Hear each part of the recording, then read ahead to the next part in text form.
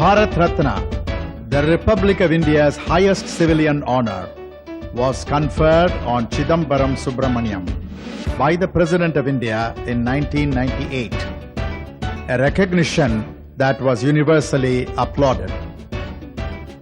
A politician looks at the next election. A patriot statesman looks at the next generation. C. Subramaniam, in that yardstick, was no ordinary politician, but a true statesman patriot of unimpeachable integrity. Om Prabhavaya Swaha, Om Vibhavaya Swaha, Om Shuklaya Swaha, Om Pramodaya Swaha, Om Prajotpate Swaha, Om Angira. The 88th birthday of this great son of India was celebrated in 1998 without any fanfare, but as a family get-together with spiritual fervor. Om Pramathe Swaha, Om Vikramaya Swaha, Om Nishave Swaha, Om Chitrabhanave Swaha, Om Subhanave Swaha, Om Karanaya Swaha, Om Parthivaya Swaha, Om Hridayaya Swaha, Om Sarvajite Swaha, Om Sarvadharine Swaha. Acknowledged by a grateful nation as the father of the Green Revolution, C. Subramaniam, in his last interview for this documentary, said, I have reached 90 now. And I look back, I have a good deal of satisfaction that it is not how many years you have lived, is it? How you have lived is much more important. And I have the great satisfaction now at this age that I have been able to serve my country, to serve my people at various levels. Subramaniam was born in this ancestral house at Senguttaipalayam village near Pollachi in western Tamil Nadu on 30th January 1910. Soon enough, the family built a larger house in the same compound, where Subramaniam grew up as a loving youngster in a large joint family of uncles, aunts, and several cousins. Youngest son of Chidambaram Gounder, the boy stayed with his grandfather Periyanna Gounder to attend this school at Pollachi, the nearest town. Of course, there were no girl students here in the 1920s.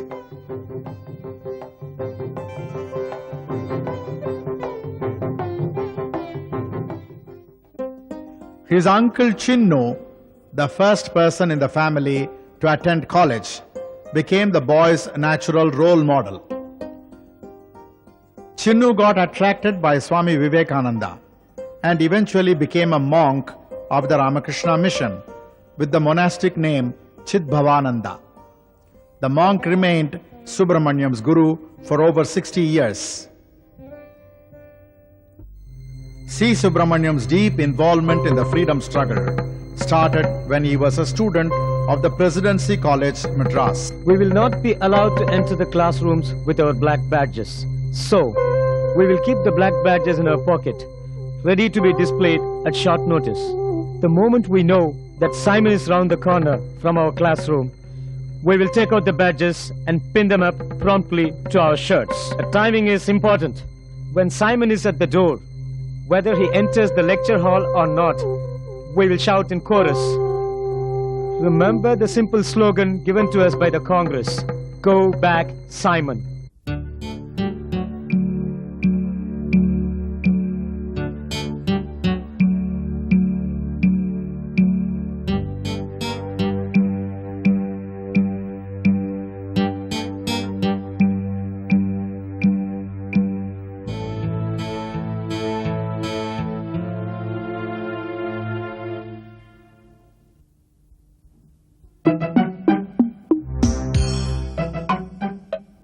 Munsami! Who the hell did this atrocity? It's a shame that the boys should hoist this flag today. Bring it down immediately. Yes, sir. The boys were talking about some Englishman coming today and they deliberately wanted to hoist the tricolor. It is not just some Englishman. It is Simon who is coming. Lord Simon, appointed by His Majesty's government, commissioned to recommend measures for the future of India. I will bring it down right now, sir. I will take it to my house so that these boys do not have a chance to hoist it again during the VIP visit.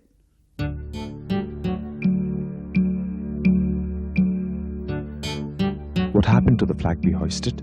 You should know what happened to the flag. I just followed instructions. I brought it down and gave it to the warden. There is no point in being angry with me.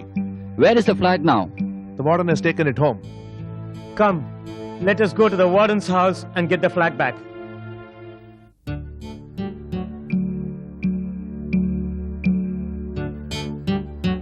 We want! We want! We want! We want! Hoisting this flag was an act of indiscipline. You can be charged not merely for misconduct in the college and hostel, but for treason.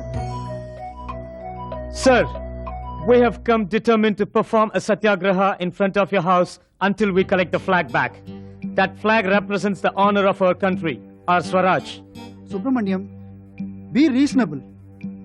I would have been lenient on some other day, but not on a day when a British VIP like Simon is coming. What will he think of us?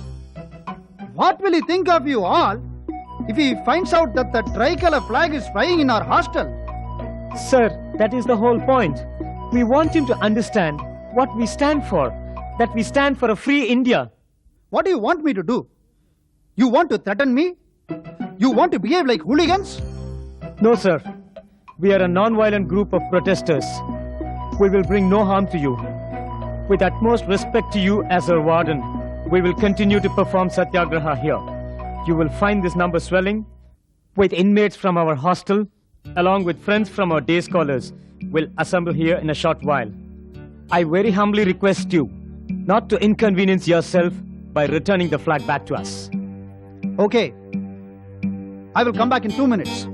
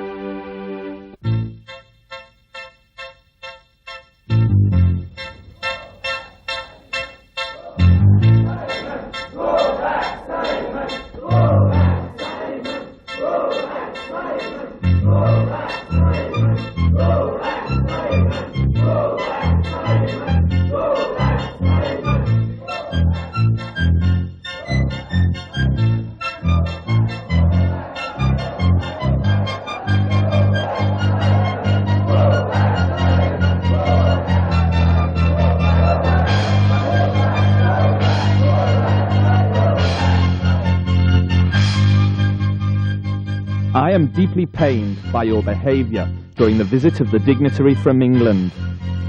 As you all know, it's within my powers to have you all thrown out of this college and discontinue your education. If I wanted, I could have called in the police and taken action against you for your unruly behaviour during the visit of the Simon Commission. Even though I am known to be a disciplinarian, I want to take the most lenient view of your misbehaviour so that it does not affect the future of a whole lot of young and bright people. So I have decided that every person who participated in this agitation against the Simon Commission will pay a fine of 5 rupees to the college before returning promptly to class. The idea is not to make the college richer by this fine, but use this contribution for your own benefit. I intend to create a small park in the college premises using the fines collected from all of you. You may disperse.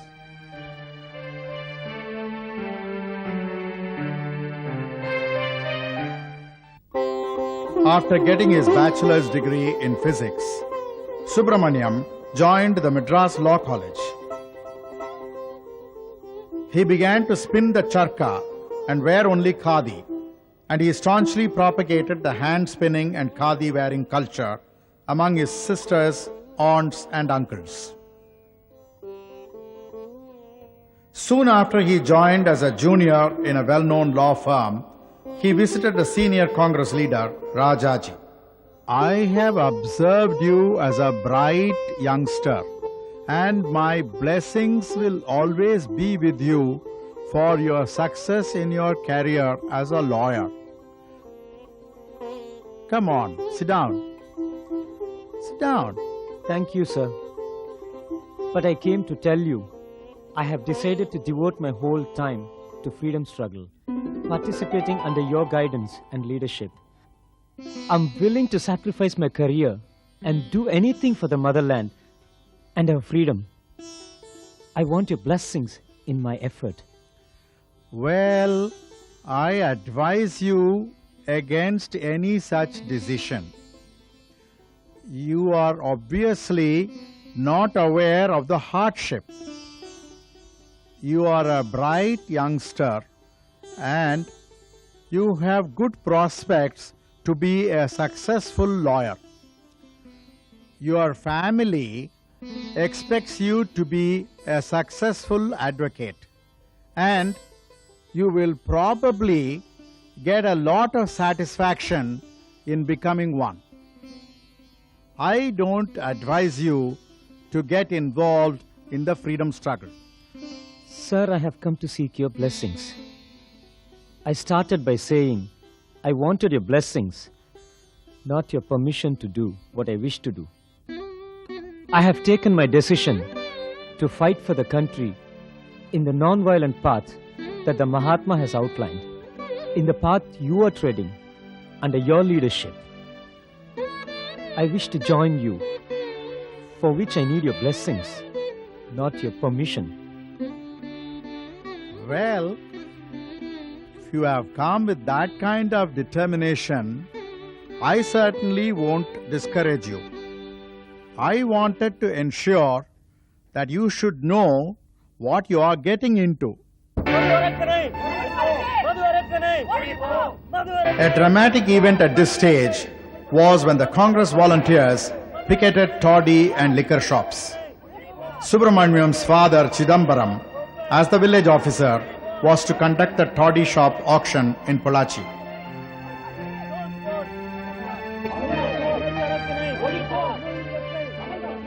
You're an educated young man. Why do you join these fellows in such agitations? Is it not against your family heritage for you to do this? Particularly when your father, as village munsif, is involved in auctioning of liquor shops? I have no alternative but to arrest you. I will gladly join my colleagues and go to jail. You can arrest me.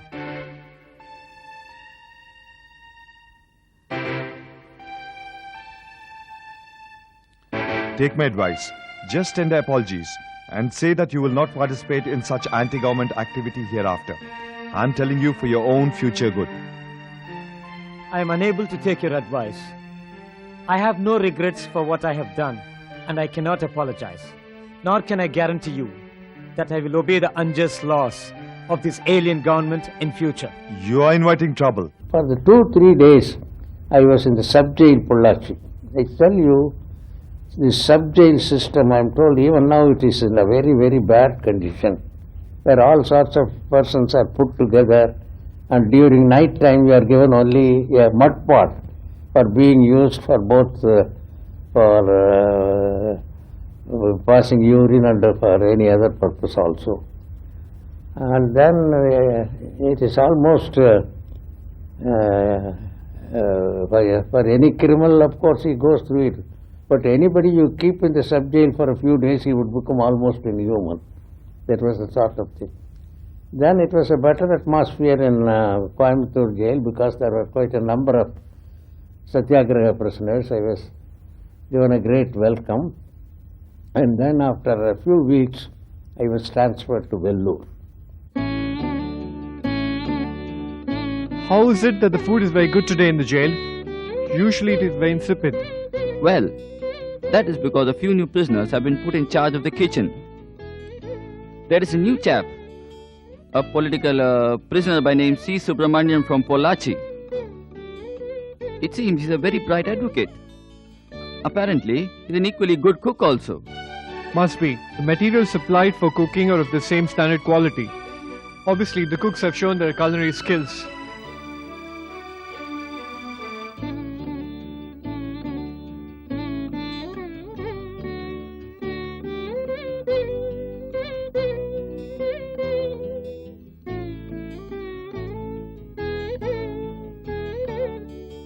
As was the common practice among political prisoners, the freedom fighters got together in jail and organized classes for their own education. C.S. learnt yoga in the jail from fellow prisoners, and later he felt that it helped him throughout his life. On his release from Vellore jail, C.S., as he was already popularly called, met his mentor, Swami Chidbhavananda. Now that you are out of jail, I think it's very important that you concentrate in your profession as a lawyer. You can return to political activism anytime you feel strongly about it, or whenever there is a call of the nation. But in the meantime, it is important that you build up your acumen as a lawyer. I understand. I will always follow your advice. I will try to establish myself as a lawyer. The next time there is a call from the Mahatma or from Rajaji for a political cause, I will drop my legal profession and join the mainstream of national struggle. One does not exclude the other. In fact, your experience as a lawyer will help you as a politician in due course. C. Subramaniam built up a formidable reputation as a criminal lawyer. In one case, a mother of the accused was cited as a witness to the murder. C. Subramaniam was defending the accused. My lord, it is tragic to see the irony of fate. A young man has been killed by his own older brother, which we have established with all the circumstantial evidences. The clinching point is that this lady, who is the mother of both the accused as well as the victim, is testifying as an eyewitness. Madam, where were you when the incident took place? I was walking down the staircase overlooking the hall, even as my two sons were fighting in the hall. And then what did you see? I saw my youngest son falling in a pool of blood, even as my eldest son turned aghast and ran away. So you saw the accused stabbing the victim? They were alternately hiding each other. As I was coming down the staircase, I suddenly saw blood. Then I discovered that my youngest son had been killed by my eldest son. Then I swooned. That's all, Your Honor. Mr. Subramaniam, would you like to cross-examine this witness now? Yes, my lord. Madam, can you tell me the distance between you and His Honor the Judge?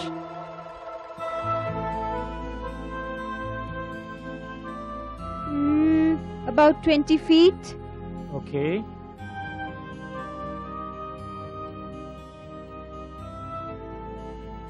Can you tell the color on the panel of His Honor the Judge's table? Sorry.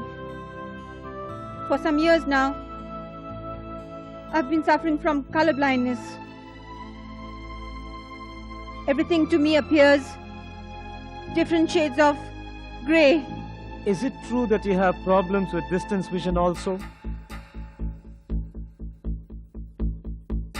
Yes, to some extent. What was the distance between the staircase where you were standing and the hall in which your two sons were fighting? About 30 feet. Am I correct in assuming that you could not have recognized the color of the dresses your sons were wearing, nor can have seen the details of what was happening? I believe that you had gained mere impressions based on what you heard from others, from the second-hand knowledge built on hearsay. I state that you are not witness at all to the murder of your youngest son, and I believe that there are forces inimical to your family who have killed him and are creating further confusion in your mind by turning you against your elder son. I'm convinced that my elder son killed the younger boy. I did not directly see what happened. I'm just here to say what the police people wanted me to say here in the court. That's all, Your Honor. As can be expected, the accused was acquitted. C. Subramaniam also became known for his unbelievable sense of humor in the courtroom. In a different case, for instance, the judge proclaimed, The defense counsel has effectively exploded all the arguments of the prosecution. The prosecution has failed to establish the guilt of the accused. So I acquit the accused of all charges and also order his immediate release from custody. Mr. Subramaniam, I have acquitted your client. What is he still standing there for? I've convinced your lordship that he is innocent. Perhaps my client himself is not yet convinced that he is innocent. Then the individual Satyagraha movement came. So I had to join that movement, and I was again sentenced for that time 7 months imprisonment. And this time I was put in what is called the Alipur jail in Bellary district. It's considered to be one of the worst prisons. More than the worst prison, there used to be an Anglo-Indian superintendent who thought he was a very representative of the British government, and therefore he used to ill-treat us like anything, and we had to retort, and therefore there was always a perpetual quarrel between the superintendent and the prisoners, but it went on all right, and then he was released. Then the Quit India movement came. In the Quit India movement I was not immediately arrested, but I kept in touch with the underground movement, and somehow it was found out that I was encouraging the underground movement, and therefore I was also arrested and again put in Vellore prison. even as a young lawyer, C.S. was closely associated with several senior advocates from the Madras bar. One such, a respected Englishman by name Nugent Grant, had developed much confidence in C. Subramaniam's abilities as a lawyer and was engaging him often to take care of important cases handled by him. On being suddenly released from the Vellore jail, C.S. received a message from the senior advocate Nugent Grant asking C.S. to see him urgently. There was a mysterious special order releasing me ahead of time from the Vellore jail. Even as I came out, I had this message that I should meet you immediately. If providentially I had not been released just in time, I could not have taken your case up now to assist you. Well, Subramaniam, I needed a local advocate to help me in this case. I could not think of anyone better than you. So I used another of my skills. I pulled a few ropes for the officials to get you released immediately, and it worked. Of course, when you are finished with this case, you can do your own political work. In the midst of these professional and political pressures, there was indeed a love story. Subramaniam fell in love with Shakuntala, sister of one of his closest friends. The bride and groom were from different castes, and the wedding had to be celebrated without the approval of Subramaniam's family. Only after the children arrived, the family gradually accepted the daughter-in-law. When the freedom came, I had the privilege of being elected to the Constituent Assembly, which was established for the purpose of framing a constitution for independent India. Long years ago, we made a tryst with destiny, and now the time comes when we shall redeem our pledge, not only or in full measure, but very substantially. At the stroke of the midnight hour, when the world sleeps, India will awake to life and freedom.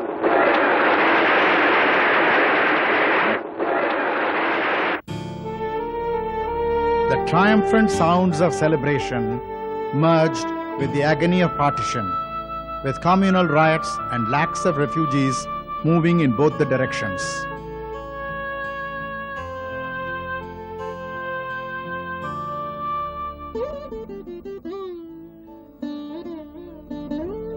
The Mahatma walked in the troubled areas of Bengal and brought peace.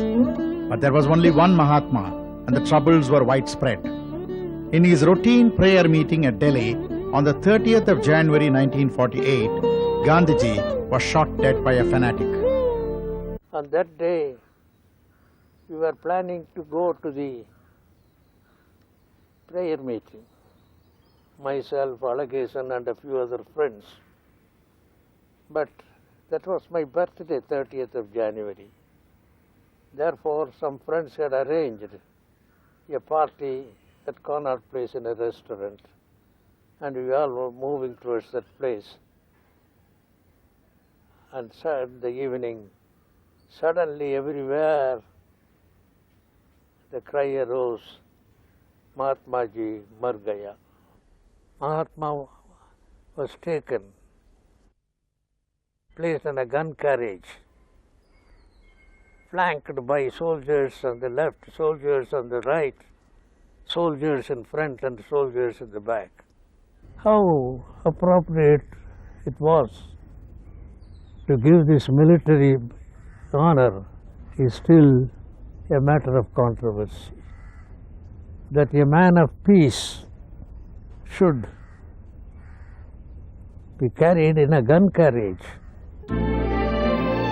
History moved on. In November 1949, the Constituent Assembly adopted India's new constitution.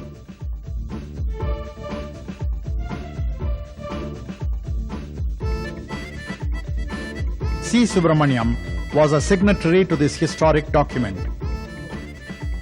In the first general elections of 1952, C.S. contested and won a seat in the Madras State Legislative Assembly.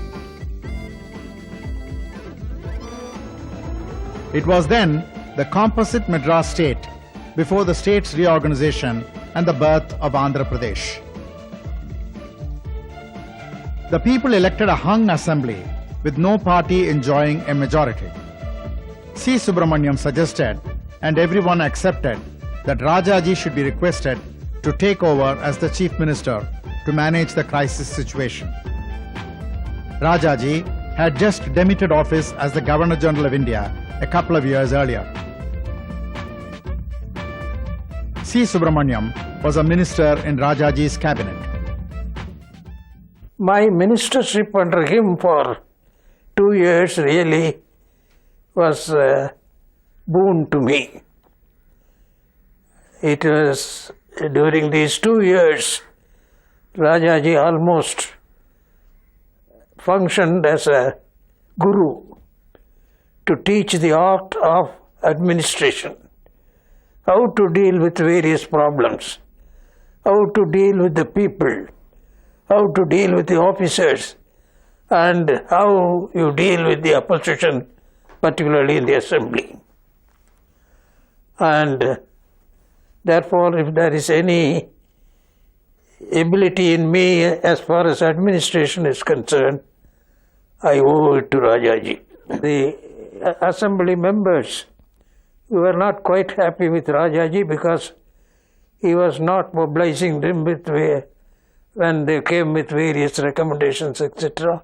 He was very strict, and as a matter of fact, he asked all the MLAs not to come to the secretariat at all, and that is why an opposition built up against Rajaji, and ultimately he sent his resignation and suggested that I should succeed him, and also nominated me for the leadership for the election.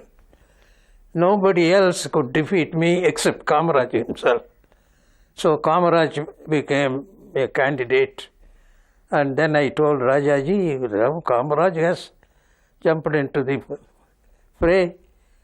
Certainly I can't win against him. But Rajaji said, no, once I have nominated you, you better face the election. Then I told him, yes, I will face the election, but I am not going to ask anybody to vote for me. I leave it to the people. Naturally, Kamaraj was selected. But Kamaraj, through his friends and himself personally, asked me, no, you should join my cabinet. He was pressing. I said, how is it possible I had opposed you? Will it not be strained relationship? He said, no, this should be in democracy. Election should be a usual thing. After that, we should forget that. But I was a little bit adamant. Kamaraj worked his way through Pandit Nehru, and he in turn convinced Rajaji that in the public interest, C. Subramaniam should be persuaded to join the Kamaraj cabinet, and so he did. Then I asked him, what about my other colleagues who supported me? He said, I am going to take all the ministers who are in the Rajaji's ministry except one, and I will have one from outside. It was very generous of him.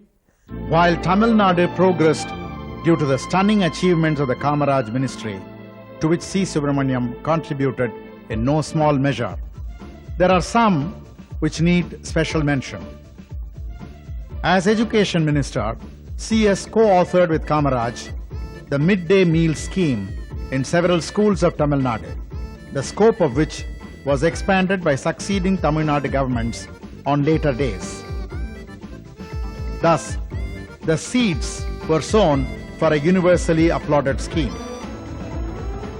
CS was instrumental in one of the IITs, the Indian Institutes of Technology, now internationally renowned, being established in Chennai.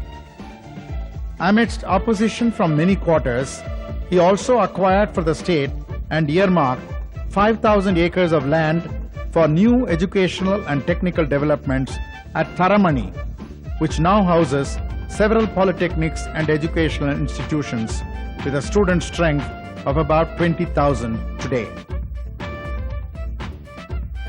As Finance Minister of Tamil Nadu, when CS managed with much difficulty to convince the central government and the Planning Commission, insisting on the union government developing the Neyveli Lignite Corporation as a central public sector undertaking, there was political opposition from the DMK that CS was giving up the right of the state to develop and exploit the lignite mines of Tamil Nadu, and argued that it should be a state enterprise. So I had to tell in assembly, electricity will be generated in Madras state. Nobody can take it away. Therefore, they will generate, we will get the benefit of it. Anyhow, the wisdom of that decision was realized later on when thousands of crores had to be sunk there. If state was to implement it, the whole of our resources would be required for that purpose. C. Subramaniam's personal relationship with the Kerala Chief Minister E.M.S. Namboodiripad as a fellow prisoner during the freedom struggle enabled him to smoothly conclude and execute the Parambikulam Aliyar irrigation project, in which Kerala cooperated for the benefit of Tamil Nadu. In 1962, CS decided to move to Delhi, contested and won a parliament seat. Pandit Nehru not only made him a cabinet minister, but also allocated the tough portfolio of steel and heavy industries to him. Public sector steel plants at Durgapur, Rourkela and Bhilai were then performing at a very poor level with 40% productivity. CS took it up as a challenge, reorganized the management of all the 3 plants, and drastically changed their work culture. In 1 year, the plants reached a level of producing 90% of their capacity.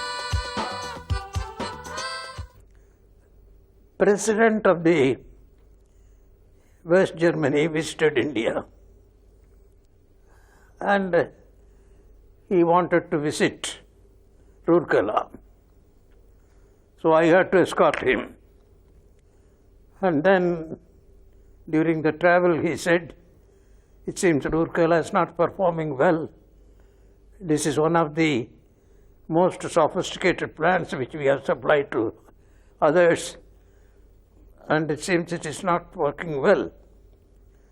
I said, Mr. President, I think you should reserve your judgment till you visit the Rourkela plant and see how it is functioning. So when he reached Rourkela, when he went round and saw this discipline and also the record of performance during that time, how it has dramatically improved, he was completely impressed by it. And he said, this is almost a miracle. On the day Lal Bahadur Shastri succeeded Jawaharlal Nehru as Prime Minister of India, Lal Bahadur ji landed in my house. I received him. He had some pleasantry and then said, Subramaniam, you have been in the Panditji's ministry. I would like to continue to be in my ministry also. I told him, for that you need not have taken the trip to my house. You should have sent for me. But Lal Bahadur's humility was such. CS was allotted the portfolio of food and agriculture. Most people reacted to it as though it was a punishment. Even Kamaraj said, why did you accept this? The years of C.Subramaniam as Food and Agriculture Minister proved to be a turning point for India through the most dramatic and well-documented Green Revolution. At that time, we were mainly dependent upon for meeting the deficit by import from USA under PL 480. And they were generous enough to give 2 million tons, 3 million tons at that level they were giving. After a thorough study, CS told the Parliament that the only way to change this situation was by adopting new scientific methods of farming and improving the agricultural productivity. He first reorganized the Indian Council of Agricultural Research by appointing senior scientists to head the institution instead of an administrative person from the ICS or IAS cadre as it used to be. He announced a higher scale of pay to professional scientists and also elevated their morale and sense of involvement. Fortunately, that was the time when high-yielding varieties of wheat had been developed in Mexico, while high-yielding varieties of rice had been developed elsewhere. CS decided to import these varieties to adopt the new methods. The Western economists argued that a whole generation of educated farmers toiled to popularize the scientific farming methods in advanced countries.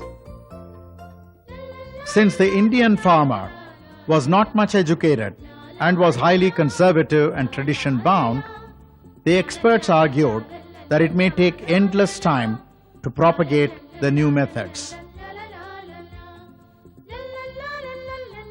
The Soviet advice was to nationalize all the agricultural lands and to organize cooperative farming on a massive scale. Of course, I said I am thankful to them, but let me go on my own way. What we did was demonstration of these new varieties, for which I think Swaminathan was mainly responsible. Initially, 1,000 demonstration plots of 5 acres each were chosen from poor farmers' fields and cultivated with government inputs to convince the farmers that the new methods would result in dramatic yield. Indeed, dramatic it was, not only in terms of the success of the chosen demonstration plots, but in terms of the speed with which farmers adopted the new technologies. The use of new seeds and chemical fertilizers spread like wildfire. We started with about 250 tons of seeds. We should have at least 5,000 tons to meet the demand, and made ready 5,000 tons. But the demand picked up so much, this 5,000 was nowhere. To meet the demand, CS ordered 15,000 more tons of wheat seeds from Mexico, and it was readily available. But the finance ministry could not allocate foreign exchange for any such purchase. I approached the World Bank and told them about my program. They appreciated it, and therefore there was a special allocation for agriculture, which no finance minister or anybody else could divert. So they made a block allotment for agriculture, and that is how we got 15,000, but actually we got 18,000. So 18 plus 5, 23, even that was not adequate. When Indira Gandhi became Prime Minister, she retained CS as Minister for Agriculture.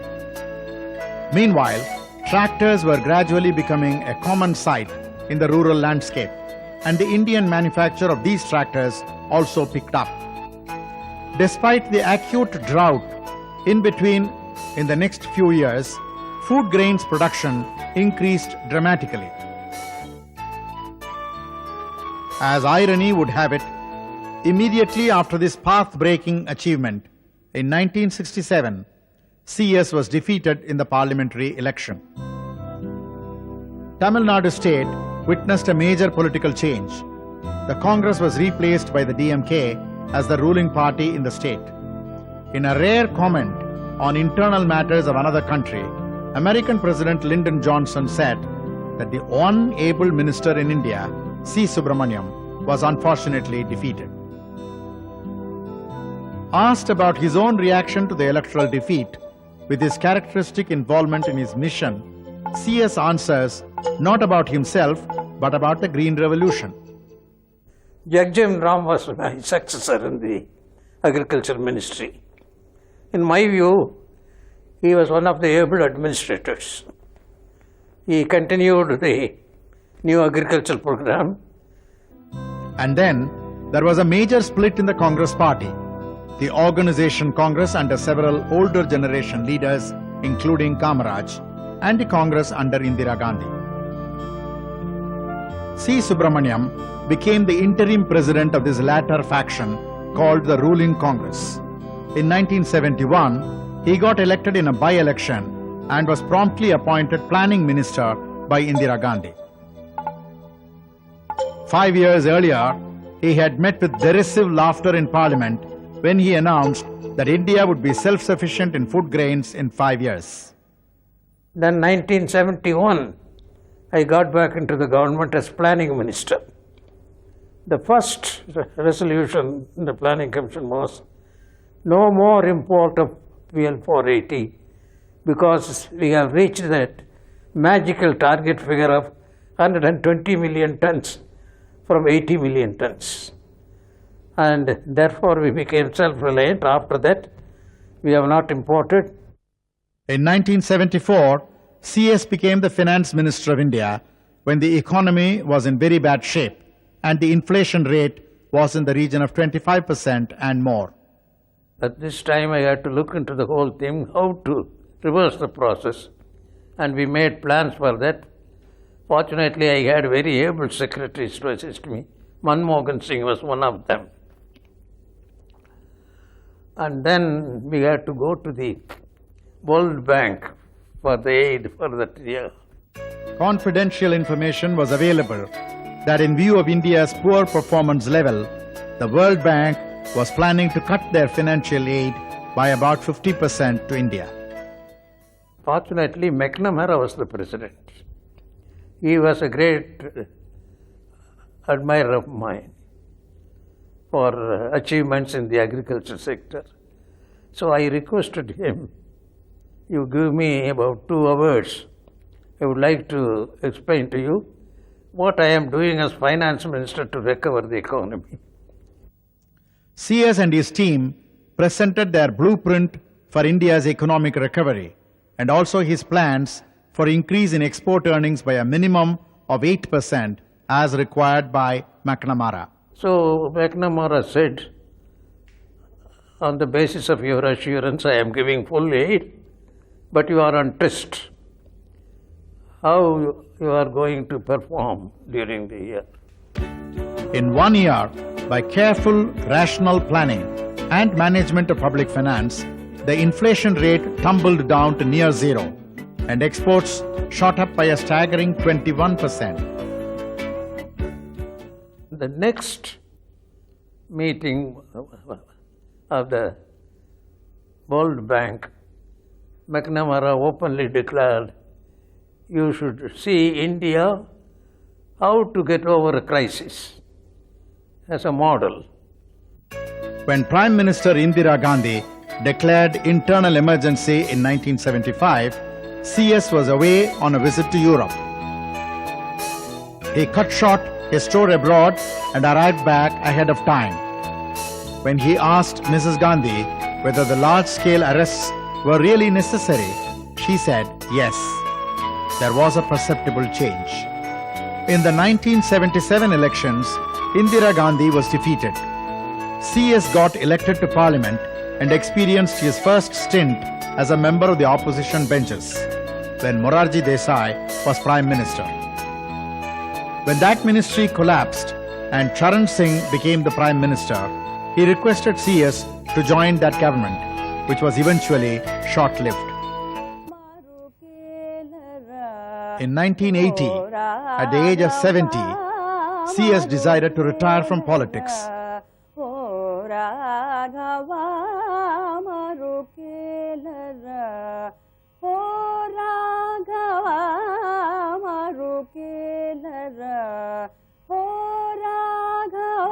CS began to enjoy his newfound freedom to spend more time not only with his grandchildren, his only son, and his 2 daughters, but also devote time for the arts, such as lending his ears to the music of his daughter-in-law, who is a concert artist.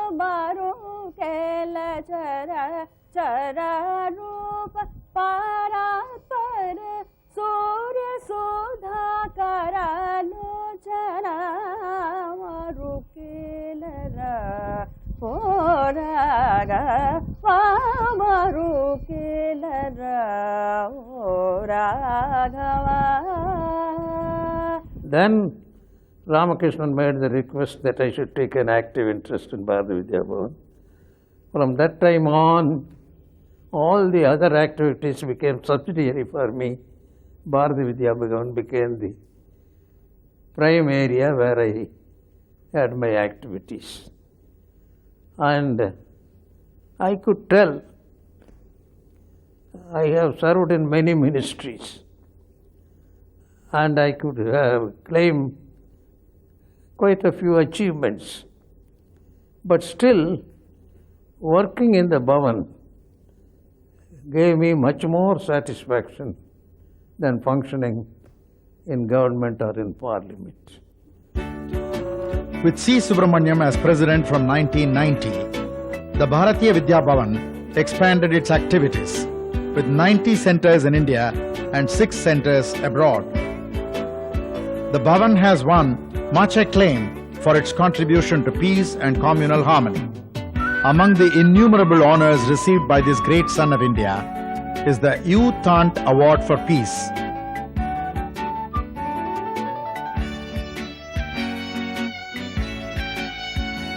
Conferring another rare honor, Sri Chinmoy, the renowned spiritual leader of a world movement for peace, felicitated CS in New York. It was in 1990. I was celebrating my 80th year, January.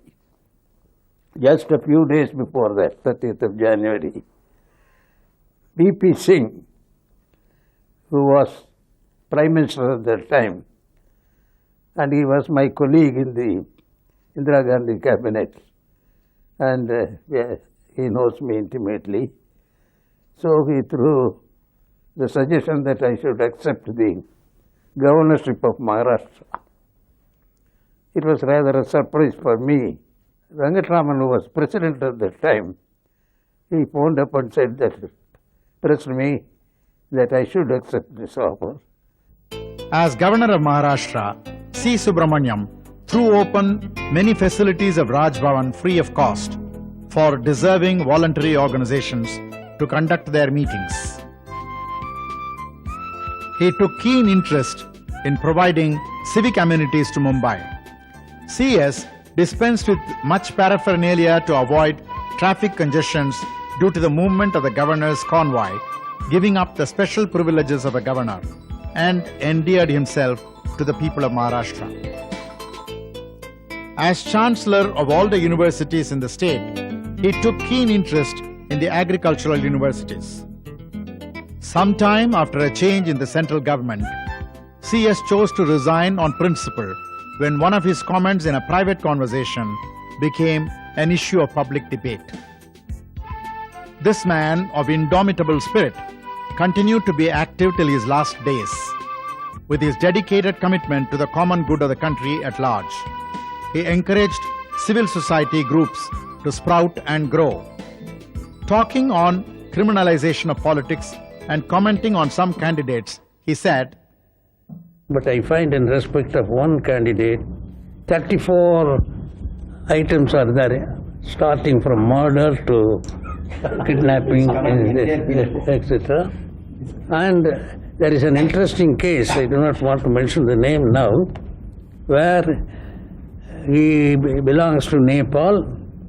He comes over to India and contested once. And then he has been jailed in eastern Nepal for murdering his sister. Murdering his sister? Yes. And then, just like that, many things. And now he has given a different name altogether. But he is mentioned a man of enormous wealth.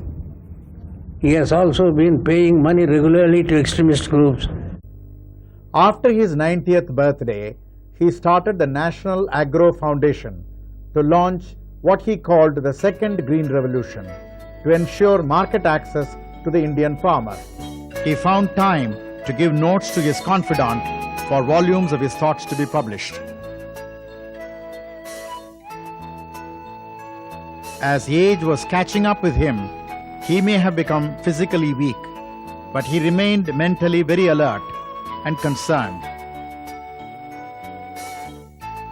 In his last interview for this film, 4 weeks before the end came, he commented on the world economy.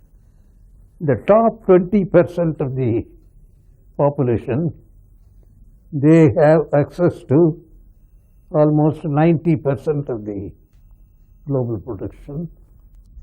And the last 20%, just 1% or 1.2%.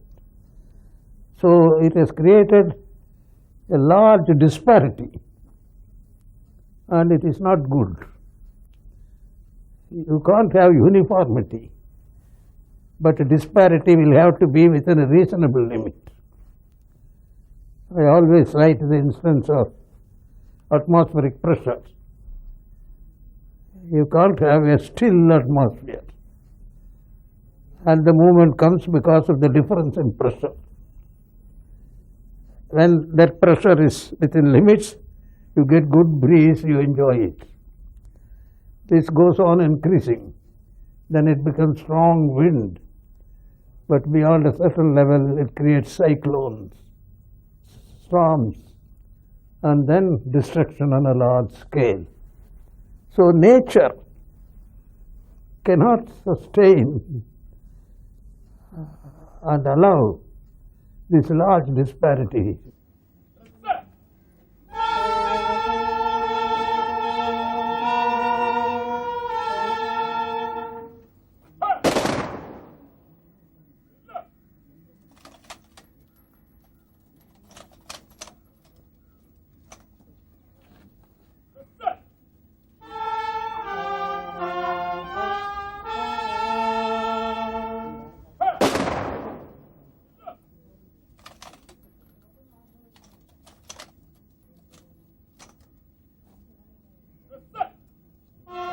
The end came on 7th November 2000.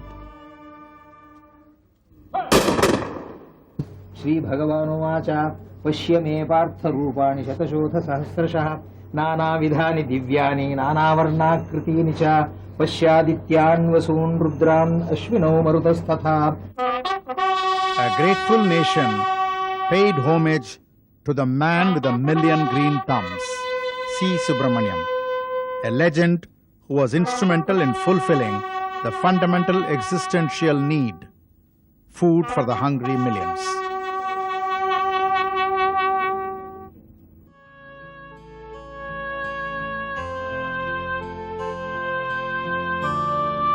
Thank you.